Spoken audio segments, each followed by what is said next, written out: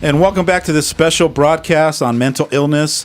Thank you for rejoining the show with Alex Urbina and Perry Smith right here in your hometown station, AM 1220 KHTS. The next thing that comes up for me that I would love to address is how do you encourage somebody, and I know it's probably different whether if they're an adolescent, you pretty much have control. You can just tell them, well, this is what we're doing, or this is what we're just going to go get you checked out, or we're going to go look for some help. And that's probably what happened in Missy's case because she was right around the age of 13. But how do you address this and empower or inspire an adult that thinks for themselves, that has an ego, that says I'm fine, I'm okay, that's not me, and is maybe into resistance? I'd love to open up that possibility of talking about how do you do that? Well, let's look at it a little bit of a different perspective. Let's say you have an adult and you think that there may be a physical problem. Maybe they have there's something going on. And they, no, I'm fine. You can talk to them and say, oh, come on, let's just for my sake, let's go in and see what the doctor has to say. And if it's nothing, that's great. You've had a nice checkup and it's fine. That can be difficult sometimes. But add with mental health the stigma, oh, wait, I don't want to be nuts. Or labeled.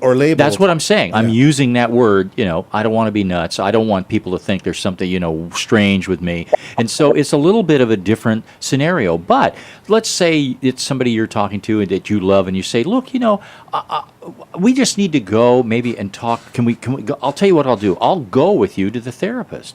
And if partway through, you and I look at each other and we decide this isn't going anywhere, we don't need this, we can leave. How about that? Or if you're hearing some things that you think, hey, I hadn't thought of that.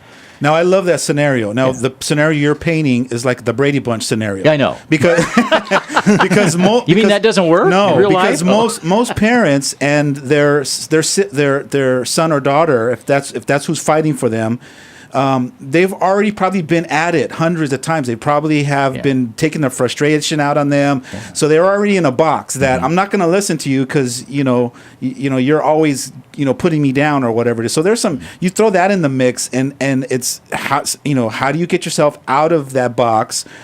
For me, I think that if you can start recreating a new relationship, if you're more compassionate as a mom or a dad or a sibling, and you're showing them a different you, a softer side, a more gentle, more compassionate, a more understanding of what they might be going through, you might have a chance somewhere down the road to be able to empower or influence them, or even say, hey, I'll go with you. But I think you got to kind of win them over a little bit. Yeah. Don't you think? Absolutely. I agree with that. I hear people on the telephone all the time that are calling and saying, what do I do? Here's what's going on. And then you throw out some suggestions, and a lot of times they'll say, well, I've tried that and I've tried this. Well, that's one I haven't tried.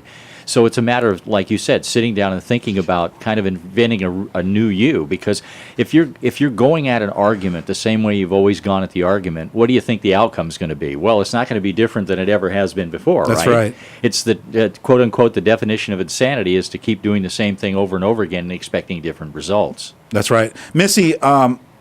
What kind of outlets have you created for yourself? If you can paint a picture for us about, where do you reach out to? How do you get this? How do you take care of yourself? Well, I do have creative outlets. I love to paint. If the voices are overpowering, I turn up the music real loud. I call my friends that are in my circle. I talk to my parents. If it gets too bad, I check myself into Henry Mayo, and I rest for a few days. And that's not the answer for everybody, but it's been the answer for me for quite a while. And I'm past being that stage. I mean, I think it's funny. I think I told Perry yesterday that my boyfriend brought in this plaque and it said, "Let's gather here." I allow levity about this because it's so dark that if you don't giggle a little bit, it's just gonna run your life. I think it's you gotta laugh at yourself, because if you take it too seriously, it just gives it more power. And so what I do is I talk to people. I reach out every day and try to get the message across. You're not a bad person. You don't need to be thrown away. You're worth something. There is help for you. There are some people that there isn't, like Jeffrey Dahmer kind of people. That's a totally different diagnosis than what any of us normally have. But there, what I have is manageable. And I can handle it as long as I take my medication, as long as I keep my doctor's appointments, as long as I stay in therapy. It's a job just to stay well. And it is a job, and it's a commitment. But it's not just a commitment to myself, it's a commitment to the people that love me. And if I don't care about myself and I let myself go, that's like saying that I don't care about the people that love me, that want to see me succeed. And I don't want that. So even if I'm feeling down about myself, I keep going because I want to know, let the people in my life know, in my circle, that I care enough about myself to help myself for them. Missy, this is Mike Doherty again. I've got a question for you for people that are out there listening. And what you're talking about is work. You have to work at it, right? And there's nothing wrong with that. But what I was going to ask you is tell people at home what the alternative looks like if you just give in to it. Okay, I can tell you this. I've attempted suicide 9 times in my life, and I've succeeded 8. And why I'm still talking to you on the phone is baffling. There's no reason why I should be breathing air today. But for some reason, I am. And that the alternative is maybe drug use, maybe overdosing, maybe hurting somebody that you love, maybe hurting somebody that you don't. The alternative is jail. The alternative is a permanent institution. The alternative is just anything but living life. I don't say that I'm like suffering from mental illness. I'm living with it, like any other illness. I'm just managing it the best that I know how. Now, the drug use and the drug abuse, is that coming from not wanting to take the medications? Is that self-medicating yourself? It is self-medicating, but what people don't understand is a lot of times when people do self-medicate, it's because they're masking the craziness that's going on inside of them, thinking that that's going to help. What happens then is it backfires, and it makes you even crazier. Not because of the drugs, it just makes your mind, the chemical imbalance makes your mind even worse. So that's why I encourage people to reach out for help. Not everybody is a drug addict that uses drugs. They're just masking the craziness. And once they get balanced on a good cocktail of meds or of 1 or 2 meds, they may not ever pick up another drug or drink again because they don't feel the need to mask the craziness, because the craziness is being leveled out by medication and help. Missy, I want to thank you for calling in and taking the time. I really appreciate you being on the show. I appreciate you allowing me to try to help others in any way that I can. That's my goal in life. Absolutely. Thanks again. And we'll be back to finish the last segment of this special KHTS broadcast right here in your hometown station, AM 1220 KHTS. And welcome back to the special KHTS broadcast.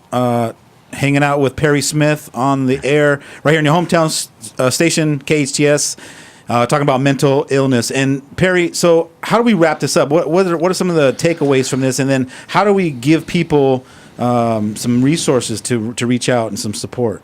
Yeah, I mean, it's hard to deliver a message more powerfully than Missy just did for us. I mean, that's everything in a nutshell as far as what can happen, why you should follow through on your treatment, and why you need to seek help. And I think one thing we can do for our listeners and the people checking us out online is to, on our Facebook page, I just put the list of resources. There's a lot of ways that people can find out those resources on their own. And Mike, that's kind of one thing you do is the outreach for the community to let people know, like if they have a concern, they can call the hospital and you guys can check someone out. Or sure. Just voluntarily, people can, there are programs available. You were telling me yesterday about Santa Clarita Mental Health, a county facility.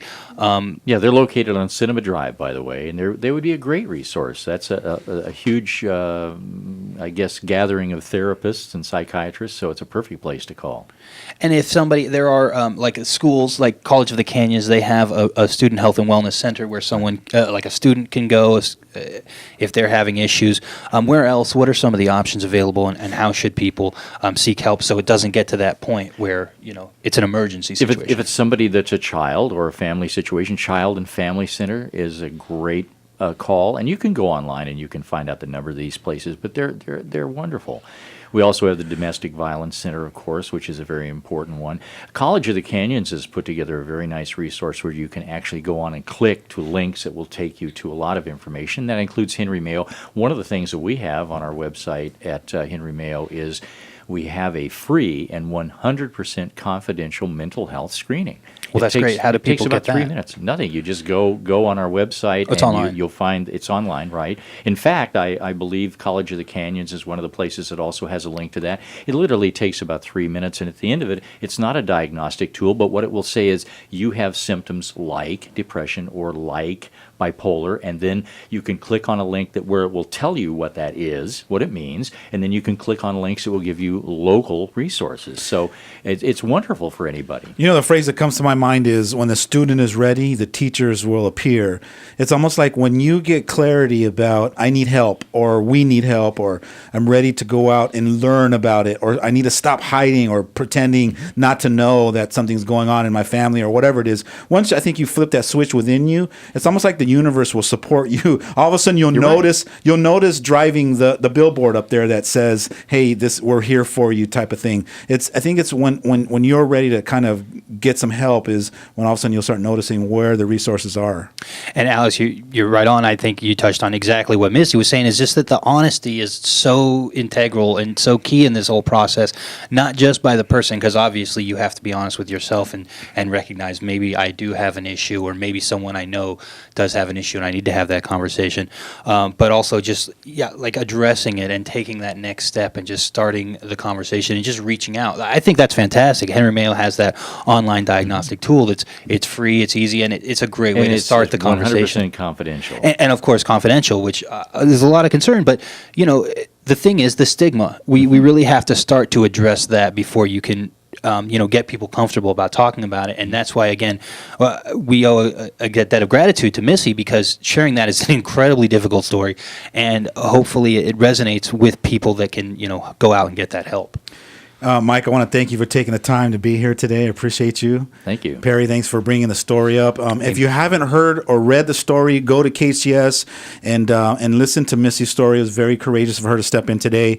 And also the podcast, if you want to share it with somebody, should be up within the next 24 hours on KHTS on your hometown station. Thank you for tuning in. We appreciate your attention. Signing off from Canyon Country, California, right here in your hometown station, AM 1220, KHTS.